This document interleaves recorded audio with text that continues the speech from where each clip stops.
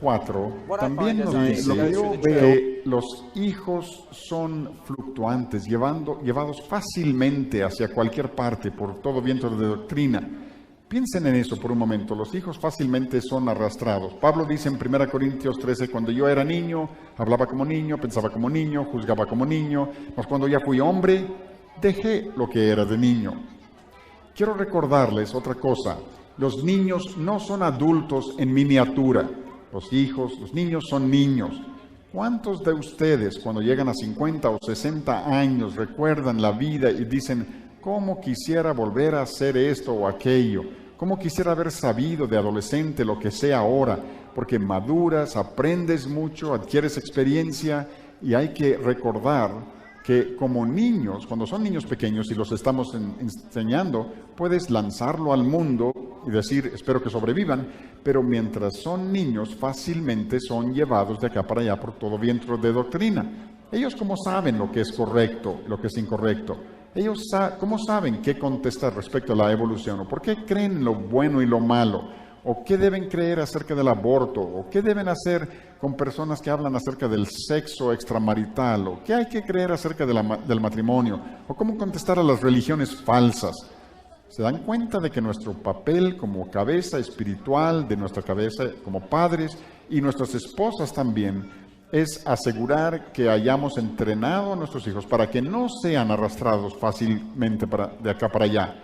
Hay que llenarlos con esa sal espirituales y enseñarlos a defender su fe para que lleguen a ser adultos maduros, que no solamente puedan adquirir más sal, sino que también puedan repartir esa sal, entendiendo ellos cómo contestar las preguntas y cómo apoyarse en la autoridad de la palabra de Dios.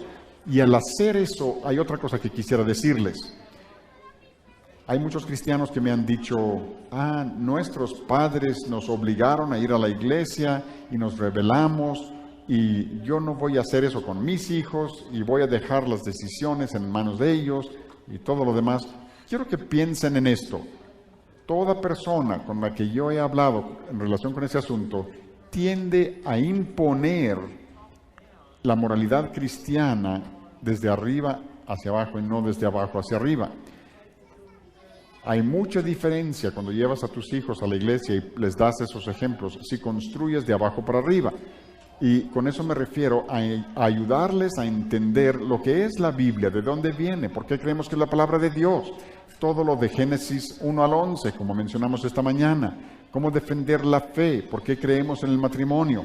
Demasiadas personas simplemente les imponemos las doctrinas y moralidad cristiana a nuestros hijos y nos preguntamos por qué se rebelan. Si no tenemos el fundamento correcto, el mundo pondrá otro fundamento que vemos al lado derecho y eso conduce a una cosmovisión diferente. Hay que asegurar de tener el fundamento correcto. Así que padres, asegúrense de tener los fundamentos correctos. Pregúntense, ¿estoy construyendo desde sus cimientos o solo estoy imponiendo el cristianismo de arriba hacia abajo? Hay mucha diferencia en la manera de abordar estos temas. Hay otra cosa que quisiera que vieran. Mateo 5 dice, vosotros sois la sal de la tierra, pero también dice esto, pero, ese es un gran pero, si la sal se desvaneciere, ¿con qué será salada? ¿Cómo puede la sal perder su sabor? Contaminándose. Marcos 9:50 dice, tened sal en vosotros mismos, pero si se contamina, pierde su salinidad y ya no es bueno para nada.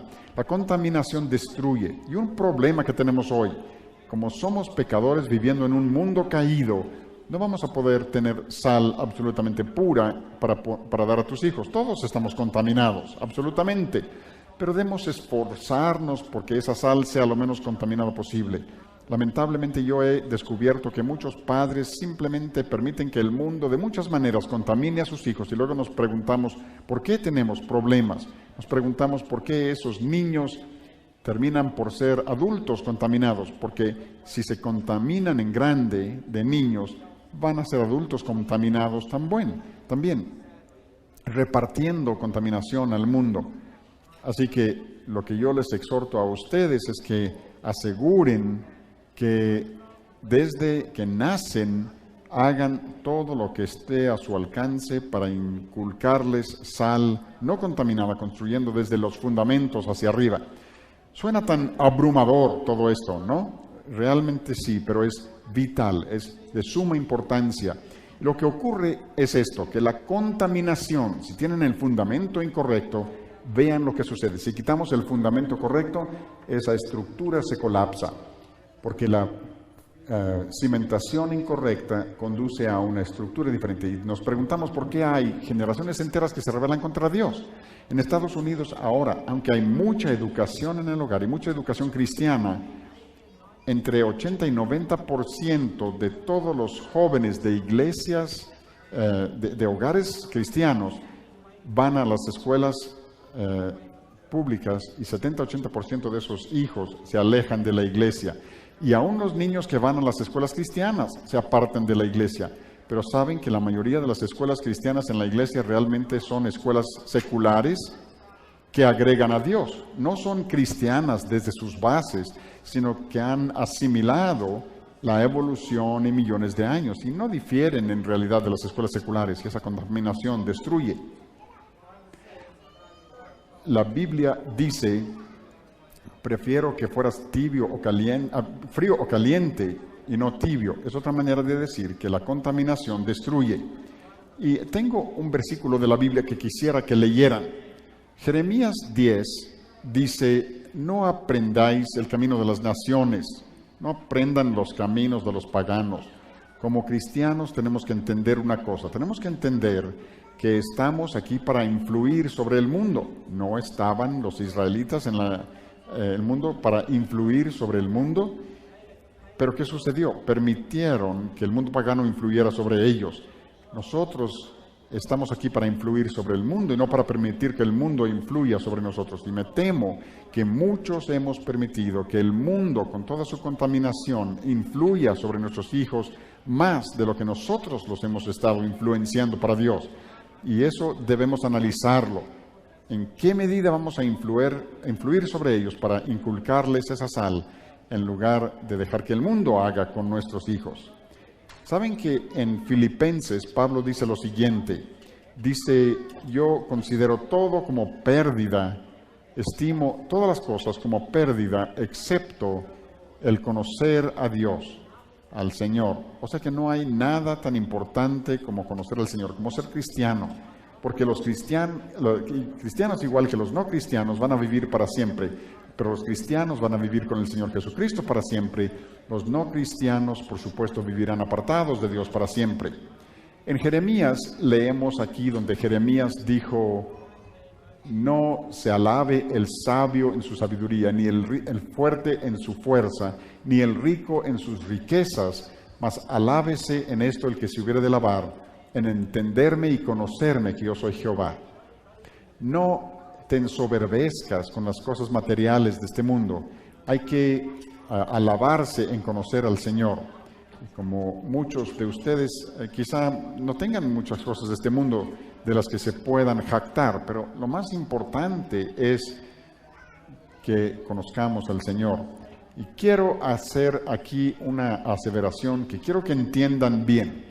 Aquí está una imagen y aquí tenemos a alguien que dice: bueno, mi hijo es médico y la mía es estrella de cine y el mío es rico, y el otro dice: mis hijos aman al Señor. No me entiendan mal. Hemos tenido 4 de nuestros hijos que han ido a la universidad, se han graduado. Una es enfermera, 2 se han graduado en cómputo, 1 en música. Y lo más importante es no un título, aunque es bueno recibir entrenamiento y capacitación, y si es posible hay que hacerlo definitivamente, pero si se convierten en un científico famoso, pero se rebelan contra el Señor y se vuelven contra Él, entonces, ¿qué será más importante? ¿Será más importante que sean científicos o será más importante que amen al Señor?